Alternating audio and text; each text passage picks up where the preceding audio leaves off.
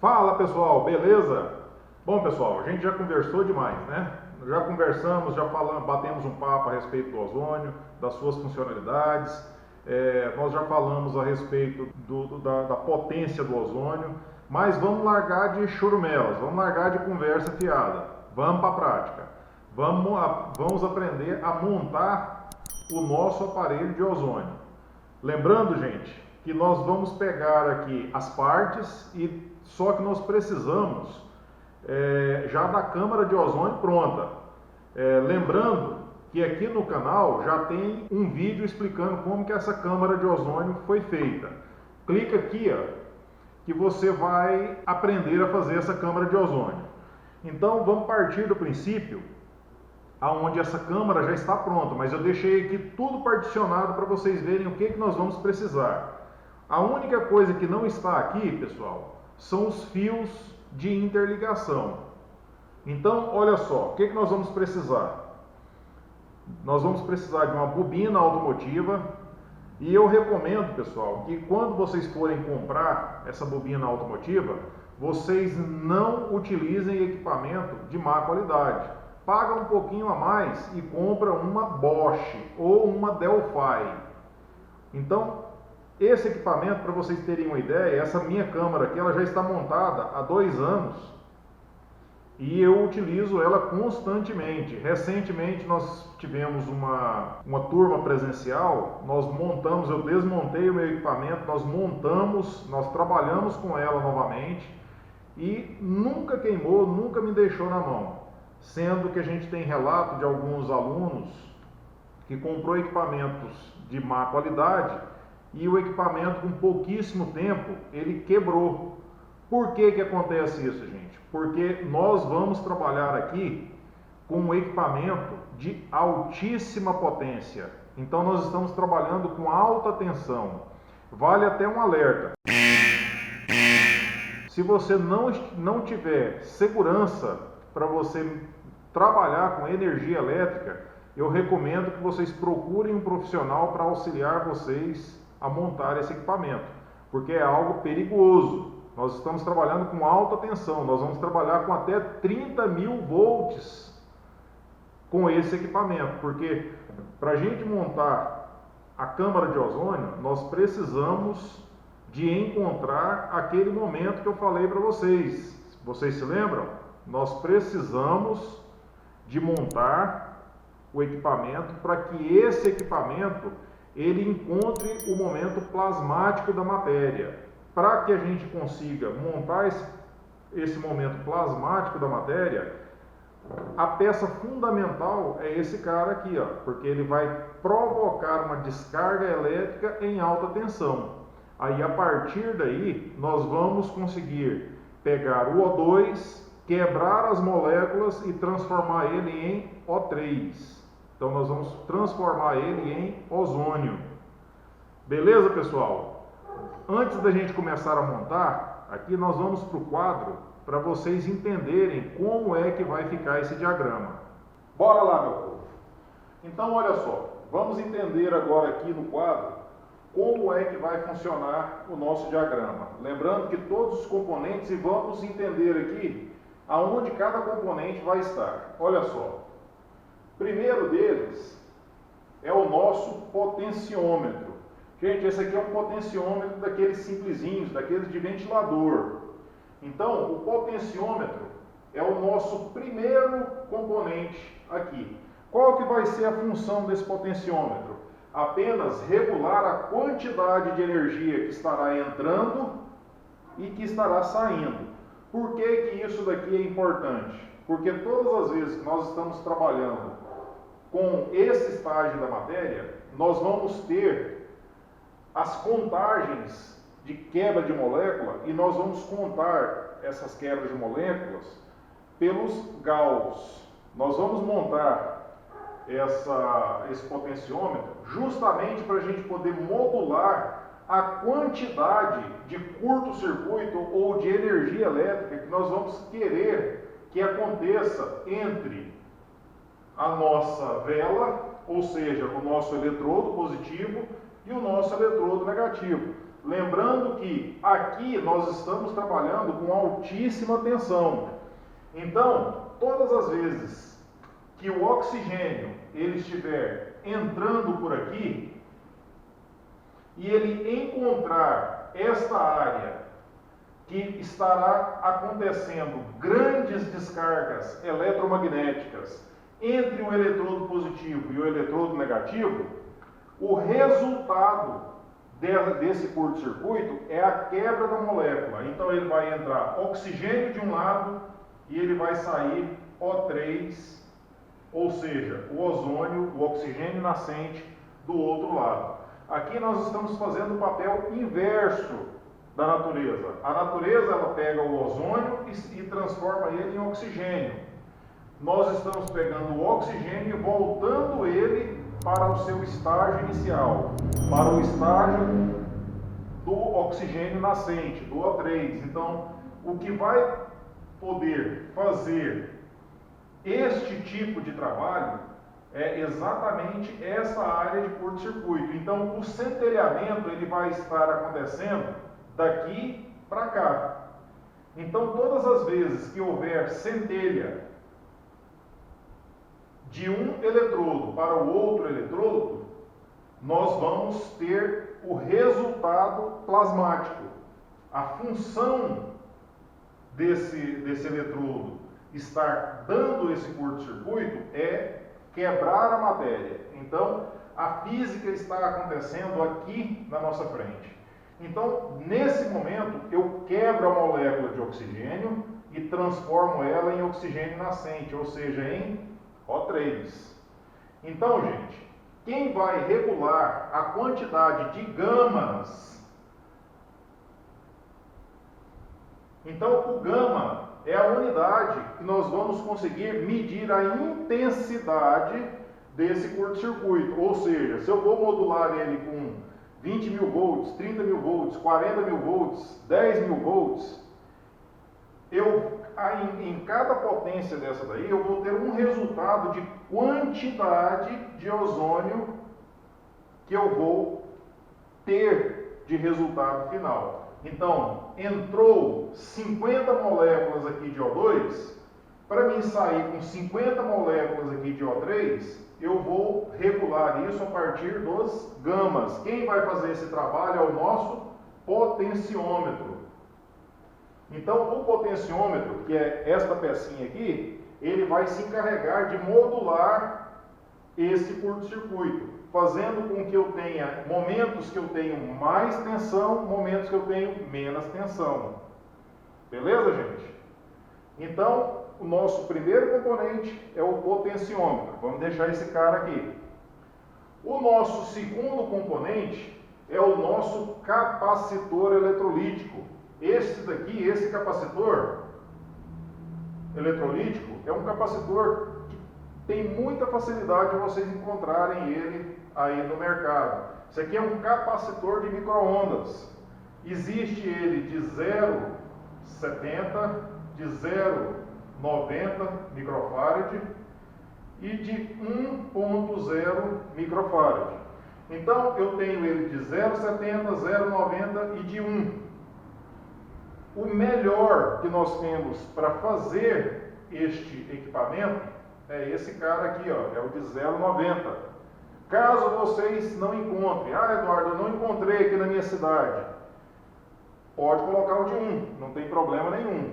Mas eu não encontrei nem o de 90 nem o de 1, pode colocar o de 0,70, sem problema nenhum. Por que eu falo para vocês que nem o de 70 nem o de 90 é tão bom quanto o de 1? É pelo seguinte, gente, porque às vezes este camarada aqui, ó, vocês não vão querer colocá-lo da Bosch. Se vocês colocarem essa bobina da Bosch, qualquer um desses três você pode colocar que você vai ter um resultado espetacular. Agora, se você não tiver uma bobina de boa qualidade, é melhor que você não trabalhe com o capacitor de 1. É melhor que você trabalhe com um capacitor menor. Você vai ter uma quantidade menor de ozônio, porém, você vai trabalhar com o seu equipamento com mais folga. Ele não vai trabalhar tão estrangulado, porque senão é perigoso você explodir essa bobina. porque o capacitor é o cara que vai mandar a potência aqui para a bobina. Então, vamos recapitular. Potenciômetro. Depois do potenciômetro, nós vamos ter o capacitor eletrolítico. Depois do capacitor, nós vamos vir com a bobina. Então, olha só como é que vai ficar o nosso diagrama. Nós vamos ter aqui a rede elétrica. Da rede elétrica, nós vamos sair com a fase. Isso aqui é a fase. Esse aqui é o neutro. Então, nós vamos sair com a fase e nós vamos entrar no potenciômetro. O potenciômetro ele vai sair com a modulação e nós vamos entrar na bobina comum do capacitor. Lembrando, gente, que o capacitor eletrolítico de micro-ondas, ele tem apenas duas ponteiras de entradas, ou seja, apenas duas borneiras, dois bornes. Tanto faz entrar de um lado ou do outro. Lembrando que sempre que você entrar de um lado, o outro lado é a saída. Então, nós vamos sair do potenciômetro, ou seja, nós estamos com energia modulada. Nós vamos sair do potenciômetro e entrar no capacitor eletrolítico. Depois que nós sairmos do capacitor eletrolítico, nós vamos ligar o capacitor na borneira positiva da nossa bobina. É muito importante isso, gente. Aqui nós temos uma borneira que é positivo e nós temos uma borneira negativa. Se você inverter isso daqui, é muito perigoso, gente.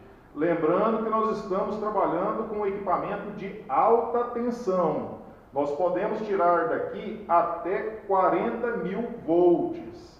Então, muito cuidado nessa hora. Eu entro no positivo e o outro positivo com altíssima tensão. Agora, nós vamos ter esta bobina do meio. Então, olha só, eu entrei aqui no positivo e o positivo aqui, então aqui eu estou com um positivo a 60 Hz. Então, pessoal, nós vamos entrar aqui no positivo, nós temos que lembrar sempre que aqui nós estamos trabalhando com alta tensão. Então aqui eu tenho que lembrar que eu estou trabalhando com 220 volts entrando aqui no positivo e nós estamos saindo aqui com 30, 40, 50.000 volts. Então eu entro com 220 aqui e saio com 40.000 aqui. Beleza, pessoal? Vamos lá agora para o nosso segundo componente da área de curto-circuito.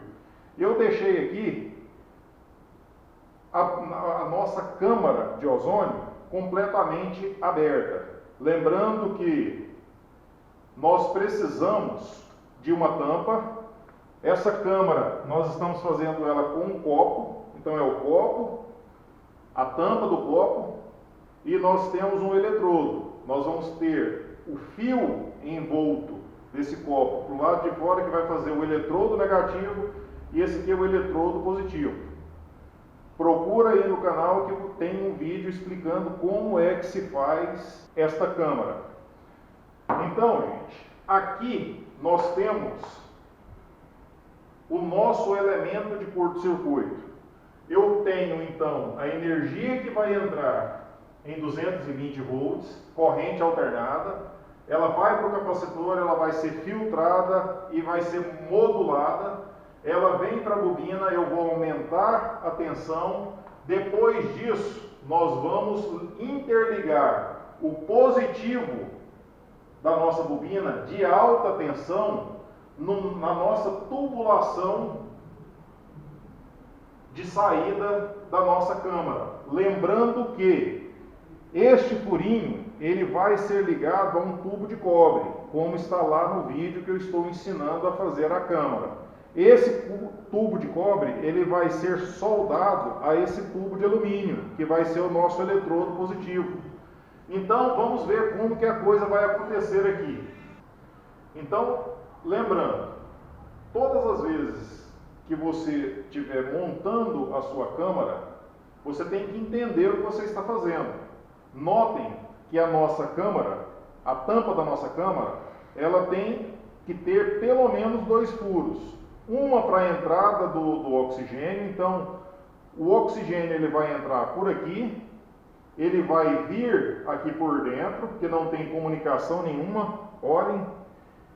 Então, quando ele retornar para ele sair da câmara, ele vai passar por esse local que estará desta maneira.